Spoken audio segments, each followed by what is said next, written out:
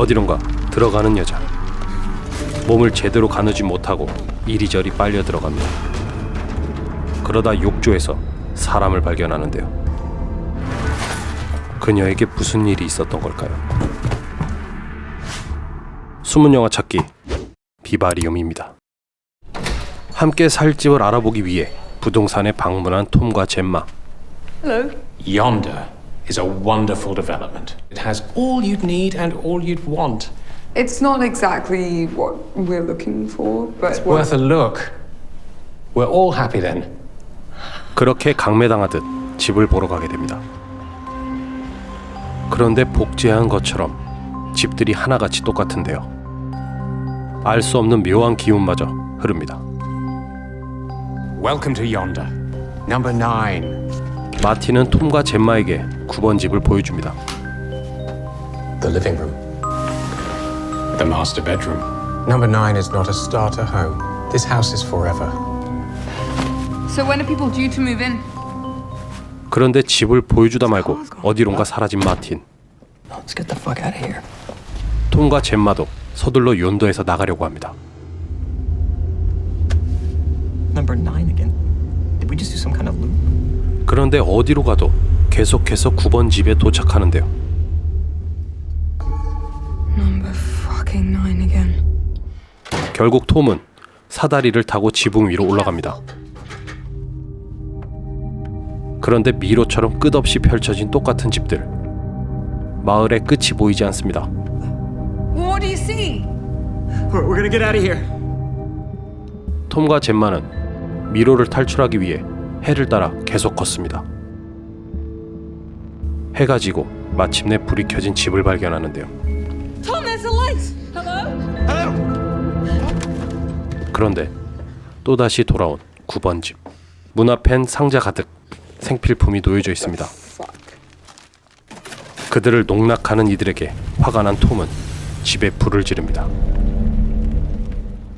다음 날 아침 눈을 떠보니 어제와 똑같은 상자가 놓여 있습니다. 이번엔 갓난아이가 들어있는데요. 그들이 들어오길 기다렸다는 듯이 저절로 문이 열립니다. 9번 집에 갇힌 지 98일째. 아이는 비정상적으로 빨리 자라 말도 할 수 있게 됐습니다. I grow fast as a dog. 의미를 알 수 없는 행동도 반복하는데요. 반복되는 일상이 무료해질 때쯤 톰은 마당에서 이상한 점을 발견합니다. 그는 즉시 땅을 파기 시작하는데요. 다음 날에도 그 다음 날에도 톰은 하루 종일 땅을 팝니다. You gonna dig today? Yeah. Do you feel like you're making progress? Yeah. So I'm gonna get back to it. 점차 톰은 땅을 파는 것에 집착하게 되고 젬마는 홀로 집에 남게 됩니다. 어쩔 수 없이 아이를 돌보는 일을 맡게 된 젬마. Good night. Good night, mother. I'm not your mother. 부정하고 싶지만 젬마는 어느샌가 엄마처럼 잔소리를 하며 아이를 달래고 있었습니다. No. On. No. 그 상황을 지켜보던 톰은 아이를 차에 가둬 죽이려고 마음먹습니다. What are we supposed to do? Should we just sit here and we wait for him to die? It. What? It. Not him. If it dies, maybe they'll let us go. 하지만 아이가 죽도록 내버려둘 수 없었던 젬마는 아이를 구해줍니다. It's okay. He's not gonna hurt you, I promise. 그 일을 계기로 톰과 젬마는 점차 멀어지고 젬마는 아이와 더 가까워집니다. What lovely sky we have. It is lovely to live under a lovely sky with lovely houses all around us. You're such a mystery. You're a mystery and I'm gonna solve you. 그러던 어느 날 아이는 아침부터 보이지 않습니다. Hello? Where are you? Where did you go? 늦은 시간이 돼서야 돌아온 아이.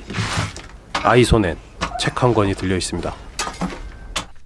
책엔 정체를 알 수 없는 말과 그림이 그려져 있는데요. Where were you today? I was solving a mystery. Did you meet anyone else? I'm not allowed to say. Let's play a game. Let's play pretend. 그 사람의 실체를 알아내기 위해 아이에게 흉내를 내보라고 하는 젬마. 아이는 그 사람 흉내를 내보는데요. 괴기한 표정을 지으며 이상한 소리를 내는 아이를 보고 젬마는 기겁하고 맙니다. Are you overwhelmed?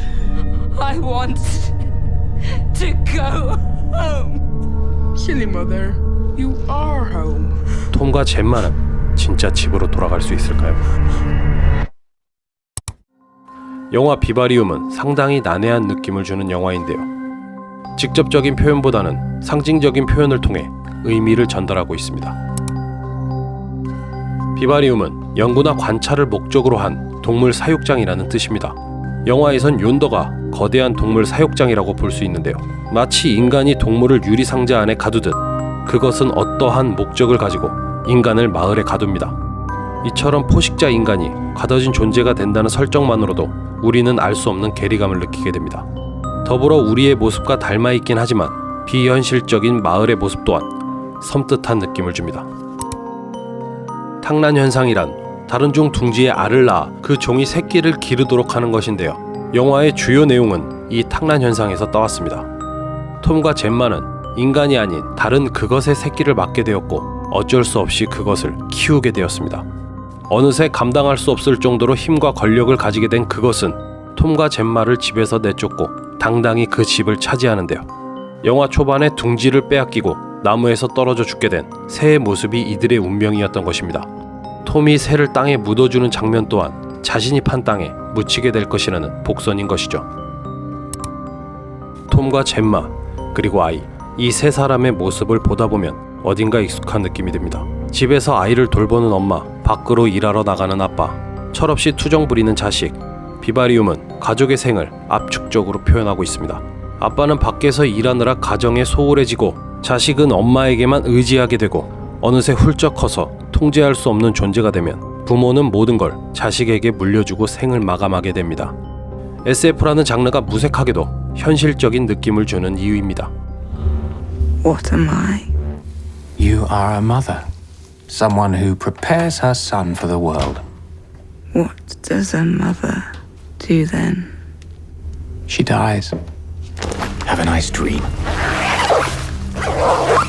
숨은 영화 찾기 비바리움이었습니다.